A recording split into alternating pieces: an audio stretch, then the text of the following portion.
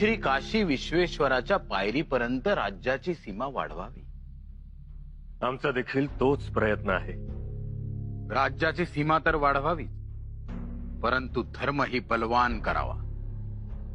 बलवान धर्मच आपले आणि स्वराज्याचे रक्षण करेल। पण धर्म बलवान कसा करावा? व्रतवैकल्ये, चालीरीती, सण सोहळे, यात्रा जात्रा, कौटुंबिक सामाजिक देवकार्य, मंदिरे उभारणे, नद्यांना घाट बांधणे, पुराण वेद उपनिषदांचा अभ्यास, म्हणजेच आता जे सर्व थांबले आहे त्याला ऊर्जितावस्था देणे। आपण जे सगळं सांगता आहात ते चांगलंच आहे, परंतु आचार्य, आमच्याकडे हे सगळं करायला तेवढा पुरेसा वेळ नाही। हे काम आपण करावं। आपण जशी भाषेची शुद्धी केली आणि राज्य व्यवहार कोश तयार केला, तसंच धर्माचंही करावं। पूर्वी कसा आपण पिलखाना म्हणायचो, आता गजशाला म्हणतो। पूर्वी कारखाना हा शब्द रूढ होता, आता कार्यस्थान असे म्हणतो। पूर्वी हसूरल अजरत मफुरल म्हणायचो, आता राजमान्य राजेश्री असा मजकूर लिहितो। भाषेतील हे बाटिक पण जसं आपण दूर केलं, तसंच धर्माचंही करावं। आम्ही नाही समजलो। म्हणजे धर्मानं आपल्याला जसं सांगितलंय, आता समुद्रापलीकडे जायचं नाही, ते पाप असतं। म्हणून आपल्यातला एकही जण परदेशी गेला नाही, पण हे परदेशी ते मात्र समुद्रातील वाऱ्या वादळाशी झुंजत इथे आले, आणि केवळ इथे आलेच नाही तर इकडचे राज्यकर्तेही झाले। आम्हाला हे सगळे समज बदलायचे आहे। आम्ही देखील हाच समज धरून पुढे गेलो असतो तर आपला आरमार कधीच उभं राहिलं नसतं। हे मात्र मान्य। खरं म्हणजे आपला देश दर्यावरती, परंतु गेल्या 1000 वर्षांपासून आपण आपली नाविक विद्याच विसरलो। आणि असा देशाला विकलांग करणारा धर्म आम्हाला नकोय। तो आम्हालाच काय कधीच कोणालाही बळ देऊ शकणार नाही। आरत्या धुपारत्या उदबत्त्यांच्या धुरातला धर्म नकोय आम्हाला। तलवारीच्या लखलखत्या पात्यासारखा धर्म हवाय। आणि आचार्य, हे काम आपलं।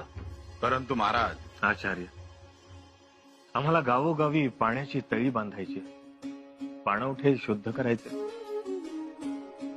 लोक त्याच पाण्यात जनावरं बसवतात, तिथेच बायका भांडी विसळतात, आणि म्हणून नारू सारखे रोग होतात। म्हणून आड उंच ठिकाणी बांधायला हवा। उंदरांमुळे पटकी येते, गावाच्या गावं ओसाड होतात। यावरही आम्हाला काही उपाययोजना करायच्या। आचार्य, आम्हाला अनेक धरणं बांधायची, गावोगावी लाल माती अंथरायची। आपल्या स्वराज्यातलं प्रत्येक लेकरू, प्रत्येक पोर पोटभर जेवलं पाहिजे। आऊसाहेबांनी त्यावेळी लोकांना तगई दिल्या, विहिरी खणल्या, शेतात नांगर दिलं, उद्योगासाठी बिनव्याजी भांडवल उभं करून दिलं। आता याच सगळ्या गोष्टींकडे आणखीन लक्ष देऊन या अधिक सक्षम, अधिक सशक्त करायला हव्या। आमचा शेतकरी शेतात जाताना आणि शेतातून येताना गाणी म्हणत येतो, हे आम्ही जेव्हा बघतो, तो क्षण आम्हाला अभिमानाचा।